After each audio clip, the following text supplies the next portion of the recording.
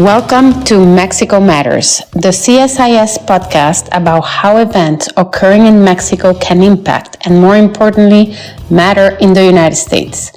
I am Mariana non-resident senior associate of the Americas program at CSIS and the former CEO of the Mexican Council on Foreign Relations, COMEXI. Mexico and the United States seem to be heading towards a coalition course as Mexico considers the passage of a series of constitutional reforms that would eliminate the independence of the judiciary, erode checks and balances, eliminate regulatory agencies, and threaten private sector interests, among others.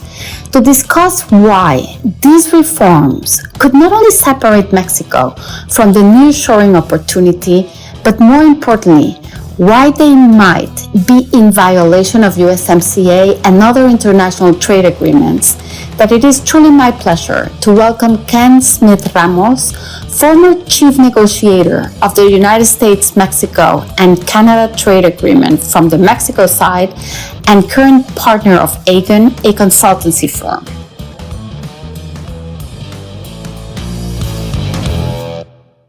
Ken, welcome back to Mexico Matters. Truly, it is always a pleasure to have you on the show. Can you describe for us why the constitutional reforms proposed by President Lopez Obrador will not only be damaging for Mexico, but they might also have a serious impact to both national and international investors? And before you do that, Ken, let me just remind our listeners that although Mexico's presidential election was held last June, Claudia Sheinbaum, the president-elect, will actually not be taking office until October. But the recently elected Congress, in which Lopez Obrador's party, Mariana, won a supermajority, actually enough to change the Constitution, will start in September. That means that AMLO, if he wanted, he has 1 full month, the month of September, to pass his signature reforms. In fact, the reforms, some of them, he was actually unable to pass them during his 6-year term because he did not have the votes back then. What do you think? Well, first of all, Mariana, thank you very much for the invitation to Mexico Matters. It's always a pleasure to be here with you and to discuss these issues that are in everyone's minds when it comes to the U.S.-Mexico relationship. And well, what I can tell you is that as a result of the Mexican presidential elections, one of the surprising results, in addition to the big victory gap that existed between Claudia Sheinbaum and the rest of the field, was, of course, the obtention of the supermajority for the Morena government in Congress. So it wasn't an outcome that was expected. You know, people thought that Morena could, in fact, perhaps even lose some seats in Congress, but certainly not obtain the 2/3 majority that it got in the House of Representatives, the House of Deputies, it's called in Mexico. And in the Senate, they are 2 votes short of having the supermajority. But that means that there is a very strong possibility that constitutional reforms could be implemented or passed, approved, not only in Claudia Sheinbaum's government, but as you well pointed out, there is a gap between the time when Claudia Sheinbaum will take office, which is October 1st, and the time when the new Congress takes office, which is September 1st. So that means that President Lopez Obrador, under this government, will have a full month to push forward this ambitious package of 20 constitutional reforms that he wants to sort of fast track so that it goes through in a way that he couldn't accomplish in the previous pretty much 6 years of his term. Because he didn't have that majority. That's correct. He didn't have the majority. He had it at the first few years of his mandate, but he didn't push forward with constitutional reforms. After that, we had the midterm elections in Mexico, and he lost any possibility of pushing forward constitutional reforms.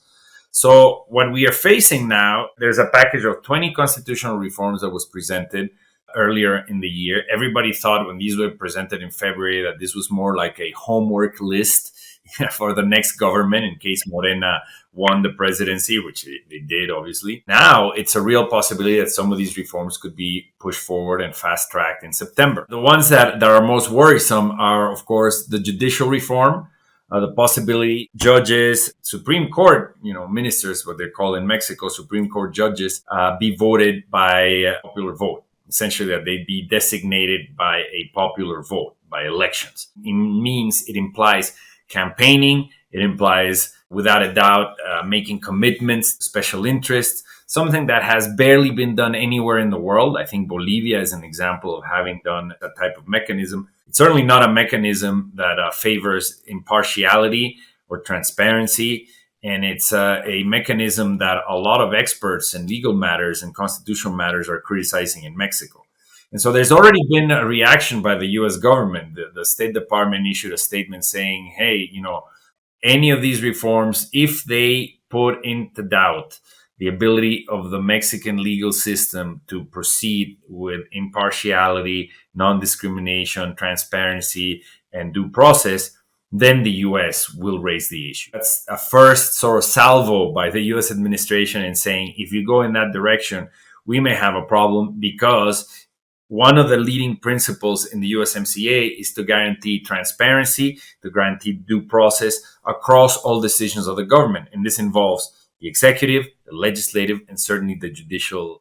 So that's one of the main ones that is being discussed. I think another one that is troublesome is if the president were to push again for this constitutional reform on electricity. They tried to do it during his term. It was rejected both in the Congress, and then the Supreme Court determined that it was unconstitutional. But he's apparently going to try again.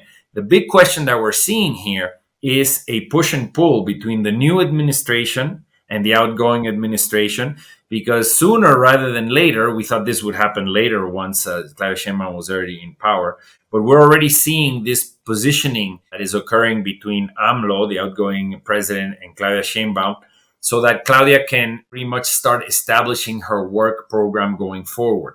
And the big question in Mexico is whether at some point she will break with some of the key elements of AMLO's position, whether it's on energy, whether it's on the judicial reform, or other reforms that are part of this package. There are others that have to do with things related, social programs, senior women, for example, elevating indigenous rights to constitutional level, some that cannot really be questioned or that would not have a negative impact.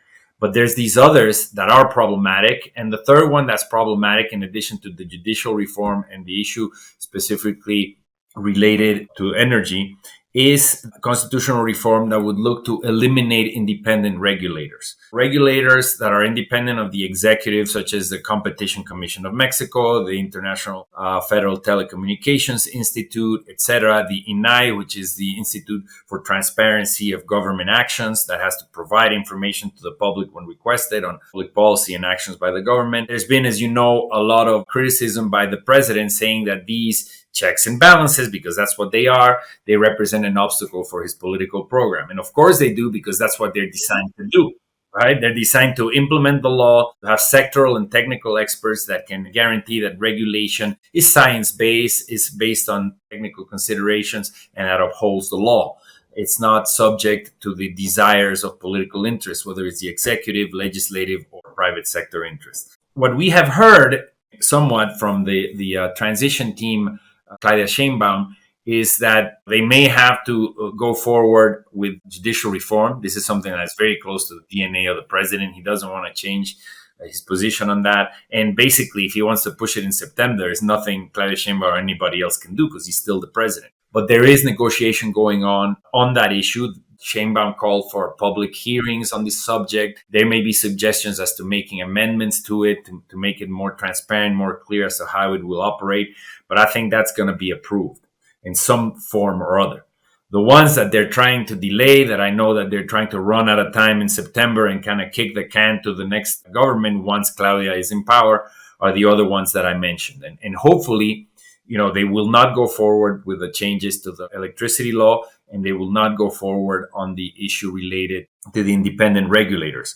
We never know. That's why there was turbulence in the financial markets a few days after the election, because of this concern as to, AMLO sort of ramrodding through Congress constitutional reforms that could cause a lot of damage. Can the judicial reform as it is proposed consist of having all of the judges and magistrates actually elected by the people? But at least as of now, there is no clear indication as to whom would be electing these new judges that will have to run for election, nor how will they even campaign. Aren't we opening the door for having judges that owe their entire careers to the president or to the governor or whoever chose them, including organized crime?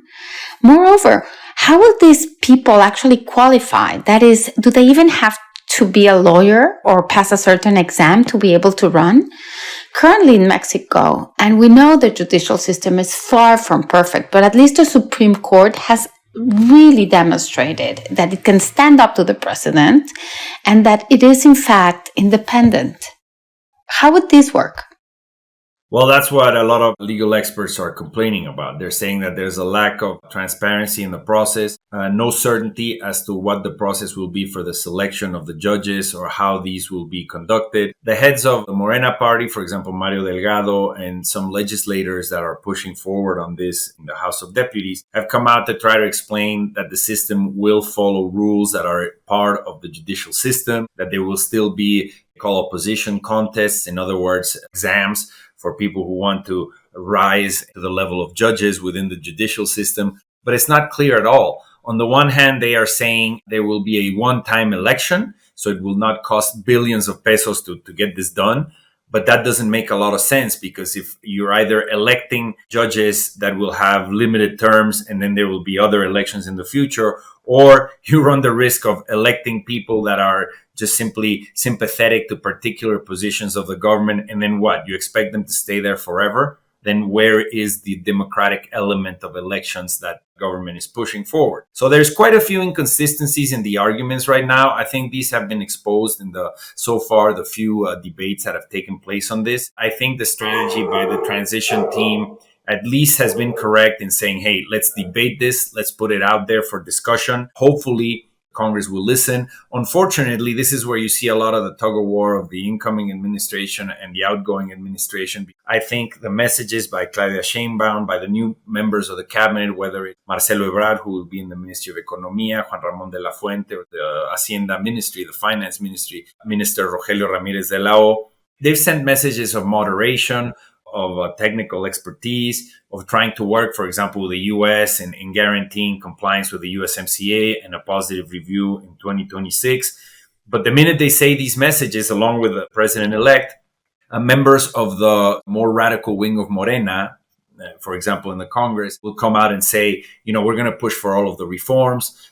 We don't care about this process of debates. We're going to listen, but that doesn't mean we're going to change one iota of the content. So that creates a lot of uncertainty. And I think that's why we've seen, both the private sector concerned with what could happen with that reform, and not just the private sector in Mexico, but financial markets in general. Luckily, we have seen some sort of stability right now with our exchange rate. The peso has sort of become stationary at around 18 pesos to the dollar. There's the risk of this becoming more turbulent as September approaches and we see what the actual strategy of President Lopez Obrador will be with regard to the constitutional reforms. Oh my God. If they throw this bomb in September, they will be destroying Claudia Sheinbaum's administration even before she starts. Which would be very unfortunate, because some of the messages that are being sent out, for example, the creation of this Council for Promotion of Investment is very positive, with Altagracia Gomez, with Marcelo Ebrard. The messages that have been sent to the IMF, private funds, to the private sector in general. Claudia is trying to walk a fine line where she says we will continue some of the main principles of President Lopez Obrador and the 4T, the four transformation movement. At the same time, participate with the private sector, have more of a presence in foreign policy. So, it's a very fine line. And at some point, there will have to be a differentiation of her policies vis-a-vis AMLO. What you don't want her is to be saddled with these reforms that have to be either walked back during her mandate. And it remains to be seen to what degree AMLO will push forward on these issues, even when he's out of office. Ken, let me take this conversation back to the United States, or in that case, our other international partners. Why would anything that Mexico does from a legal framework point of view, changes in the constitution, would have an impact on our trading partners? I mean, why are we violating our trade agreements by changing our constitution? Well, this is an issue that's of concern not just to the United States, but to all of Mexico's trading partners, especially those that have trade agreements with Mexico. Because in our trade agreements, we have clear rules that operate in both ways, both in favor of Mexico and in favor of our trade agreements, where we guarantee due process in legal proceedings and public policy that's transparent and that follows each country's national laws and constitution. And one of the key principles is, for example, the protection of investments. So investments by foreign companies that operate in Mexico have to have the same treatment that Mexican companies receive under Mexican law. There is a guarantee that in cases of indirect expropriation or any actions taken by the government that negatively affects the viability of the investments will be properly compensated and restored. So there's mechanisms to resolve disputes that involve going to domestic courts. If that doesn't get resolved, then it goes to an international arbitration. So having due process and the necessary guarantees of legal certainty are essential pillars of trade agreements. So what happens, and this is why it could affect United States interests, Canada, the rest of the world, is that if at some point, because of the structure of the legal system in Mexico, of the judicial system is no longer impartial, is no longer transparent, and it doesn't guarantee that decisions made by judges or any of the different levels, going from the Supreme Court to lower courts as well, is geared towards discriminating, for example, against foreign companies, then we would be in a situation of violating the principles of the agreement. So essentially, that is the main problem with the judicial reform. The agreement itself does not establish how you organize or you structure your judicial system. The agreement itself varies more about the outcomes, right? Guaranteeing transparency, due process, etc. That's why when the United States, the State Department came out and said that they were concerned and wanted to guarantee viability of the judicial system in Mexico, they were not saying a priori that there's a violation of the agreement. What they were saying is that you do have a situation where if because of the way it's organized, because of how the judges are selected and designated, if they become partial to special interests and start not upholding Mexican law, then the United States, Canada, and other trade partners could complain that Mexico is violating the agreement. You spent during the negotiation of USMCA months and months negotiating with Trump and all of his USTR team. How do you anticipate their return to the White House, if they return to the White House, vis-a-vis trade? What will be sort of the number one policy that you think they will be implementing? I mean, you know them well. Yeah, I think that we would see the return of a more active economic nationalism in the U.S. This return of some of the policy items that Trump was pursuing the first time around during his first mandate, criticizing outsourcing by American companies investing in other countries. This kind of a zero-sum view of trade and investment in the sense of if I export, it's good for the country. If I import goods or services, it's bad for. If my companies invest in other countries, it's also bad for the U.S. Perceptions or concepts that have nothing to do with economic reality, but that are part of the essential character of President Trump. So nationalism when it comes to economic affairs, the use of tariffs to pressure trading partners. That's something that we saw under the national security tariff increases under Section 232, for example, on steel and aluminum. See a return of a lot of that. And that represents a challenge for Mexico. I think vis-a-vis the review of 2026, as I was saying, I think that Trump will be much more incisive on issues related to market access or dispute settlement issues that Mexico may not be complying with the agreement, either on energy, agriculture, labor issues. But I do believe one of the main topics that the next administration, and this, of course, it'll be more exacerbated with Trump, but I think also because of the geopolitical situation, it'll be very important for a second Biden administration if they win, is the issue of China.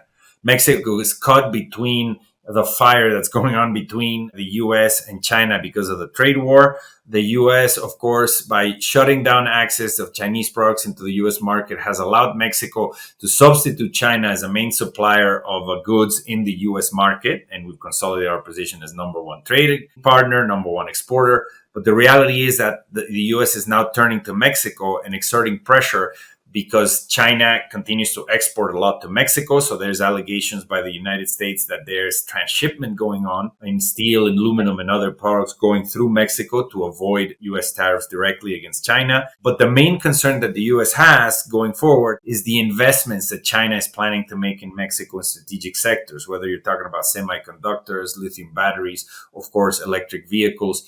So all of that is creating a situation of tension where candidate Trump, for example, has mentioned that he will prohibit importing any goods that are of Chinese origin that are made in Mexico and exported into the US. Well, that blanket statement would be a violation of the USMCA, because if any company invests in Mexico, produces goods that comply with domestic law, and then complies with the rules of origin of the USMCA, when it exports to the US, it receives treatment as a North American product. You cannot discriminate against those products just because of the origin of the capital, in this case being Chinese. So I think that whole discussion will be frontline when both new governments come into power in Mexico and the United States. And it could also impact the type of discussion that we're going to have in the review of 2026 of the USMCA. Ken, you just said that you cannot discriminate against certain products because of the origin of their capital. However, one can easily imagine that the United States will not be very happy if China uses Mexico as the back door to the US. Would it be possible, or could you envision a provision that would force Mexico or any other partner to reveal the origin of the capital in order to also qualify as North American? Well, you're right that it's not incorporated because it goes against the spirit of how rules of origin throughout the world, not just in the USMCA, WTO, other international trade agreements, the way rules of origin are crafted. Rules of origin are designed in a way to ensure that the benefits of a trade agreement stay within the region where the agreement takes place. So in other words, it emphasizes production processes. It establishes criteria and thresholds by which a good is considered as originating in the region, but it does not discriminate or establish preferences based on the origin of the capital. If you start tinkering with that, if you start messing with that, you open a whole Pandora's box. Essentially, if you think that in order to either contain unfair trading practices from China requires reopening the agreement, I think you lose much more than whatever you could gain. And what I mean by that is that by reopening the agreement, for one thing, reopening the agreement means that if the United States starts asking for more commitments on rules of origin or an exclusionary clause against China, immediately you would have either Mexico or Canada asking for other things in the agreement. Maybe Canada will say, hey, let's reopen the discussion on cultural exceptions. And Mexico will say, hey, well, in these 4 years, I've seen quite a few efforts by the U.S. to restrict agricultural exports into the United States. Let's renegotiate that. You could actually unravel these delicate balances of the agreement. My position and what I've been saying in different fora has been we can do a lot to contain unfair trading practices when they are identified from China or from any other country in the world through cooperation, short of reopening the trade agreement. We do not need to reopen the trade agreement to address many of these issues that are concerned the US and of Canada and frankly of Mexico, because we must have a joint position where we realize that, yes, we're facing a lot of overcapacity in many products coming from China into the region that represents a challenge, for example, electric vehicles in the future to the manufacturing of vehicles in North America.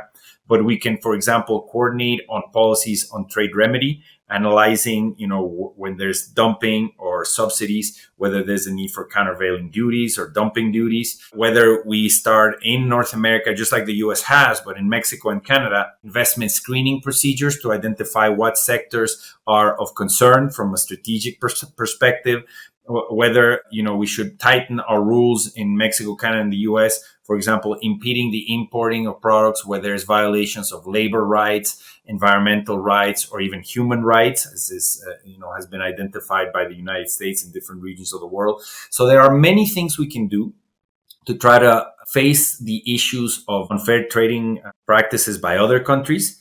But I think it would be a mistake to reopen the agreement and try to install their specific provisions on changing the way we've been working on rules of origins for many, many decades. Another reason for it, I talked about the unraveling of the trade agreement because of the reopening the renegotiation. But another outcome, unintended perhaps, of starting to change the way we do rules of origin and starting to discriminate by the origin of the capital is that our main trading partners could start doing the same. I'm talking about the European Union, for example. If in North America, we believe that it is okay to discriminate and not grant preference just because of the origin of the capital, what prevents in the future the European Union from saying, okay, we don't want any agricultural products from North America because we will unilaterally decide that it is against our national interests, just like the USMCA partners did against China. So, that gets us into a very slippery slope that I believe is very dangerous for the multilateral trading system. And again, I think we can accomplish a lot in combating unfair trading practices through cooperation in North America without needing to reopen the agreement. And I'll tell you one last thing on this issue. Competing with China and with the rest of the world is not just about erecting barriers. Of course, you need to combat unfair trading practices where they exist. That is valid, and we should do it in North America. But the real solution in the long term is how we become more competitive in our region. How do we eliminate barriers between Mexico, Canada, and the US? How do we further link industrial clusters? How do we strengthen and upgrade our workforce in North America, provide energy in all three countries that is renewable and at decent prices? All of this is what is really going to help us win the competition against other regions. Erecting barriers, yes, you need to do it when there's unfair trading practices identified, but it should not be the guiding goal of what we do in North America. If we try to just build a fortress North America without addressing what I would call the constructive part of building a competitive North America, we're not going to succeed. Let me try to put this in perspective, Ken. Although it is true that China's FDI in Mexico has increased in the last few years, and it is also true that China is now Mexico's second largest trading partner, only behind the US, if we put this in absolute terms, the numbers are still quite small, although growing. For example, FDI from China into Mexico from 2018 to 2023 was only 1.6 billion, while US FDI in Mexico in 2023 alone was about $19 billion. Last year, now if we talk about trade, last year, the US and Mexico traded about $800 billion of good. In comparison with China, we imported about $100 billion from China and we exported very little. I think, if I have the numbers right, about $1 billion of good. Can you dig a little bit deeper, Ken? In what areas are Chinese focusing their investments and what are we importing from them? Yeah, it's interesting because you just mentioned it. It's much lower, when you compare it to the investment by the United States in Mexico. Just last year, for example, out of the $36 billion invested in Mexico, 40% came from the United States. And that's a gigantic number.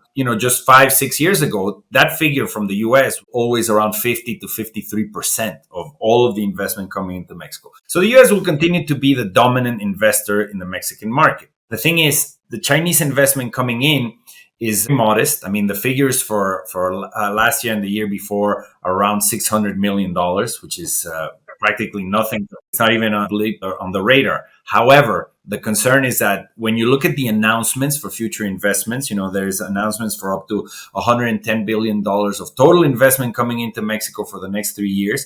And China, whereas 2005 was not even among the top 20 countries that were making announcements for investment, for this year going forward, it's in the 4th position. Right? We need countries like US, Canada, etc. So there's a lot of potential of investment coming in to take advantage of nearshoring, to take advantage of the USMCA. And I think that's what's raising eyebrows in the United States. Absolutely, particularly because some of these investments are in very sensitive sectors, right? Like BYD announced that they wanted to build a plant in Mexico. That goes right into the heart of what the United States wants to protect.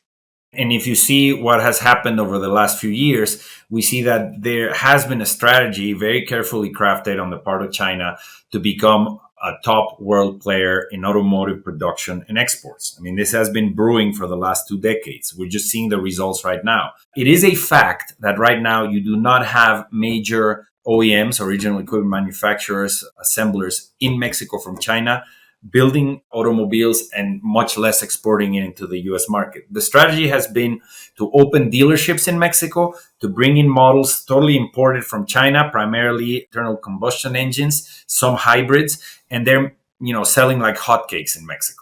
They have found huge success because they've seen good quality levels in terms of the improvement technologically from Chinese automobiles over the last 2 decades. You have prices that compete very well with the major OEMs that are here in Mexico.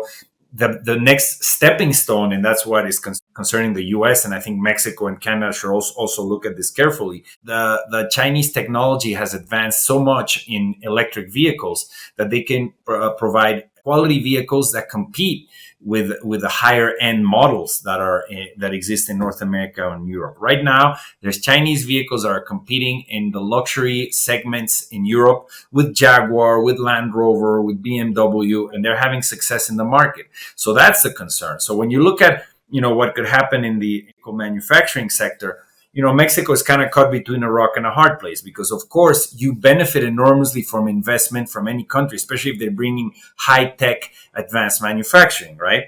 At the same time, we know that the sensitivities in the U.S. and also the potential sensitivities of your own domestic industry, because we're going to bring in more competition into Mexico, creates also political and economic challenges. That's where we are right now. There's a lot of investment from Chinese companies targeted, yes, of course, in the automobile production, in auto parts, at least in vehicle manufacturing. They have not landed in Mexico yet. I think they're sort of hedging their bets and seeing what's going to happen first in the Mexican election, then in the U.S. election. Mexico has sent signals that it is sort of, complying with some of these requests by the United States to tighten the screws on, for example, transshipment. Mexico denied that there's transshipment of Chinese goods going through Mexico, yet it did 2 exercises of increasing favored nation tariffs. That affects a lot of Chinese products. And at the same time, a recent agreement to have a more strict steel import monitoring system. That makes it harder to have this type of transshipment occur. So Mexico is trying to accommodate the U.S. with these increases in tariffs, which, by the way, I don't really like because increasing tariffs also hurts importers in Mexico that require a lot of inputs that are still coming into Asia for your production. So it hurts your competitiveness. I think in targeting unfair trading practices, you're better off looking at trade remedy cases like anti-dumping and subsidies rather than increasing tariffs. But that's something that Mexico did. And I'm sure the Chinese companies are looking at these policy decisions that Mexico's taking, that the U.S. will take. And depending on what the result of the election is, we may see more or less investment in Mexico in the next few years by Chinese companies. You've spoken a lot about aluminum and steel. I mean, as we know, recently the United States announced, new tariffs for Chinese firms that were trying to route shipments of steel through Mexico.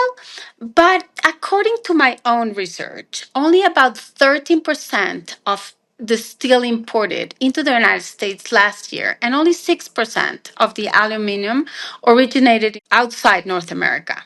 However, sort of those in favor of these tariffs say that these tariffs actually are aimed at preventing further increases, while others say that, in fact, Mexican imports were not at a sustainable level. What is the reality? Well, I mean, if you look at the data, Mexican steel chamber and the aluminum chamber has provided information showing that the majority of the steel and aluminum that is traded within North America is North American steel. We have strict requirements in the USMCA, the rules of origin for autos, for example, that 70% of the steel has to be purchased from North America in order to qualify for the USMCA benefits. So I think that if you look at the stats, the concerns by the U.S. are more about the future rather than what is happening today. and that is what the Mexican government has challenged. And I would say somewhat challenged because despite the fact that Canacero, the Mexican steel chamber, has demonstrated that, in fact, we continue to have a big deficit in the trade of steel products with the United States, that these allegations of a sudden rise or a surge in Mexican exports to the U.S. is not backed up by the statistics. Despite all of that, the Mexican government has taken measures to try to hit a lot of products with high tariffs and products that come from China. I think this dynamic will continue. I think it's become more of a political or geopolitical issue rather than just an economic one. So we will continue to see that on steel, on aluminum. We'll see it on chemicals. A lot of inputs that come for the production of the manufacturing sector in North America continue to come from Asia.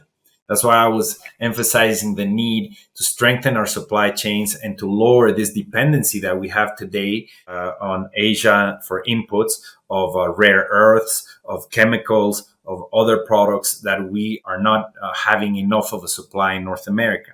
Because this idea politically that we should decouple from China, at least that's what President Trump is pushing, and it seems that Biden is trying to out-Trump Trump when it comes to being tough on China.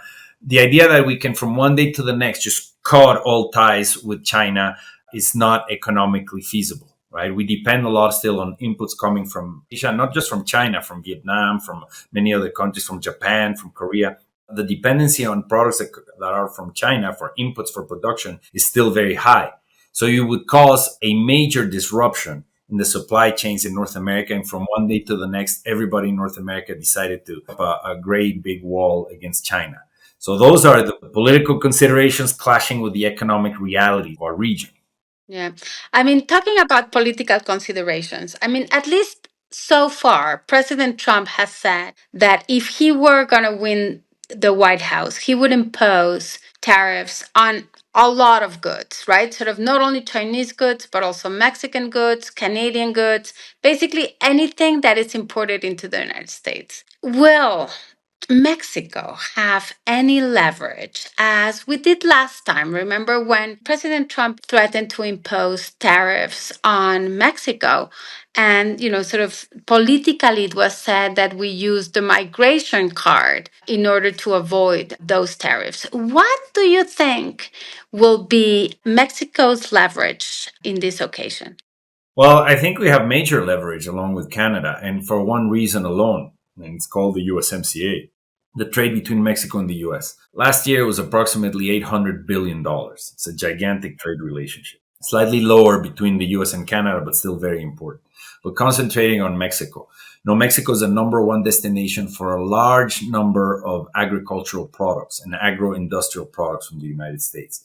The automotive sector, aerospace, machinery and equipment sectors, the industrial clusters are connected in a way that if the United States starts increasing tariffs on Mexican products, it will shoot itself in the foot because it will affect supply chains over there, right? So, plus the market access on agriculture. So as opposed to Indonesia, China, a lot of regions in the world or countries that do not have trade agreements with the US and that can be squeezed with tariffs, if the US increases tariffs on Mexico and Canada, it will be directly violating the agreement. And very quickly, Mexico could react as we did in 2018. When I was in the government, we increased tariffs in terms of retaliation against many U.S. products that are politically sensitive over there. So I think the fact that we're so interconnected and have so much trade really creates leverage for whatever follows in terms of U.S. policy decisions regarding increasing tariffs.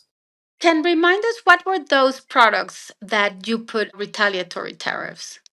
Well, when you set up a list of products to retaliate, the idea is to have products that obviously impact exports, that have an economic impact, that are important exports from the US to Mexico, but also products that have a political impact as well. For example, back in the day in 2018, one of the products that was put on the list was bourbon whiskey because it's produced in Kentucky and because Mitch McConnell, from US Senate leader, was from that state. Specific target list that you utilize, for example, for California, it was wine, the states of Washington, apples. So you choose a list of products where it's not going to hurt your own inputs for production. So you're not shooting yourself in the foot, but that you can have an impact, whether it's on pork, whether it's on high fructose corn syrup, etc. And again, the idea is not to get to that point. to have to retaliate because we cause disruptions in trading. We want to promote free trade. But when push comes to shove, you can show that you can actually cause damage to your main trading partners if they violate the agreement. And that in and of itself is a deterrent. It's a deterrent for countries, whether it's Mexico, Canada, and the US, to violate the agreement, because you know that there will be immediate consequences that will cost you billions of dollars. Ken, we're coming to the end of this episode, but I don't want to let you go without asking you one question. Having been on that negotiating table and knowing that we're going to be facing renewal of USMCA in 2026, what advice would you give the Mexican negotiators when they go up to Washington to negotiate? Hopefully not negotiate, but just to review, but anything could happen. Well, what I would say is that we're faced with a two-step process. The first process is for the Ministry of Economy in Mexico to rebuild the negotiating team that it had over the past few years. That was able to negotiate simultaneously the USMCA, the modernization of our agreement with the European Union, the Pacific Alliance with Chile, Peru, Colombia, and Trans-Pacific Partnership. Approximately 60% of the negotiators that were in what is essentially a civil service in the Ministry of Trade for many, many years were let go for purposes of the austerity programs of the current government in Mexico. I think that has to change. It has to be a rebuilding of the team. It's like going to the World Cup. You need to have the best players on the field. And there's a lot of people out there with experience that can, rebuild that team. So that's the first step. And that's an internal negotiation that Economia is going to have with Congress and obviously with the Office of the Presidency to get more budget to rebuild that, as well as the offices abroad, trade office in Washington and Ottawa. The second step is that I think we have a great opportunity precisely because of the geopolitical situation that we're living through right now compared to 2016 or even 2020, where Mexico can come with a smart negotiating strategy to the table with the United States and emphasize, for example, that we need to strengthen economic integration in North America in order to compete not just with China, but to protect ourselves from these external shocks that we're seeing. The impact, for example, on energy and agricultural commodities derived from the Russia-Ukraine war, tensions in the South China Seas, the situation in the Middle East. What Mexico needs to do is to say that this is precisely the time when we need not to look just at each of our countries individually, but actually work together to eliminate all barriers, to find strength in numbers in North America, and to really push the accelerator on further economic integration. I think that message, could help a lot towards the review of 2026. I think a message of economic integration is positive, but it would be harder probably to sell to a Trump administration that comes in with that strong economic nationalism push than with a second Biden administration. Because let's remember that President Biden, when he came to Mexico last year for the North American Leaders Summit, he himself stated that the U.S. needed the Mexican economy and the Canadian economy to be able to compete with China. So at least we have that right now. With Trump, it'll be more uncertain. We will have to work actively to try to convince the United States that we need to further economic integration. And of course, we need to continue to present ourselves to the world as an economy that is open for investment, and willing to comply with all of its international commitments. I think those should be some of the guiding principles that the Mexican government could have faced with the next administration in the United States and, of course, in Canada. As always, Ken, it is truly a pleasure to have you on the show. Please come back. And I would just close by saying, certainly, and we've said this 1,000 times, Mexico has a huge opportunity. Will Claudia have the strength, the vision, and her own political agenda to really make sure that Mexico has the necessary conditions to attract investment? Because without that, we will just lose the opportunity. No, I agree. There's a tremendous opportunity. I'm confident that based at least on the statements that the president-elect is making, the people that she's selecting for the economic side of the cabinet, you have people with experience. You have a lot of statements coming out of them and the president-elect regarding the importance of the USMCA, the importance of having more of a presence of Mexico in the world. I am at least optimistic that that will be the intention of the government. Whether we get there will depend on many, many factors, including who wins the presidency in the United States, but also how political forces align in Mexico and the ability, I repeat, to really establish her own political and economic program, which will require, among other things, a major overhaul to our industrial policy. We really need to invest in our people, on workforce development, on energy, on regional development, infrastructure. All of that will be a challenge. If that's the objective, I think for us in Mexico and in the private sector, it's also up to us to help the government to accomplish those goals. Well, thank you so very much, Ken, for this very, very insightful conversation. And I hope to see you again very soon. I really appreciate it, Mariana. It's a real pleasure to be with you and with Mexico Matters always. If you enjoyed this podcast, check out our larger suite of CSIS podcasts. From Into Africa, The Asia Chessboard, China Power, AIDS 2020, The Trade Guys, Smart Women, Smart Power, and more. You can listen to them all on major streaming platforms like iTunes and Spotify. Visit csis.org/podcasts to see our full catalog